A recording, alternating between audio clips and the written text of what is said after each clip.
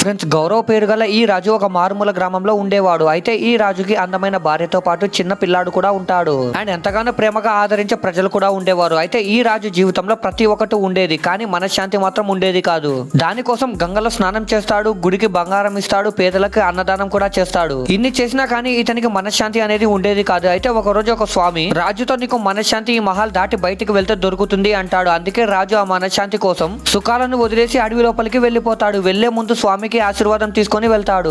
ఇలా ఈ రాజు రాత్రి పగలు అడవిలో ప్రయాణిస్తూ ఉంటాడంటే ఒక రోజు ఖచ్చితంగా రాజుకు మనశ్శాంతి దొరుకుతుంది అని గట్టిగా నమ్ముతాడు.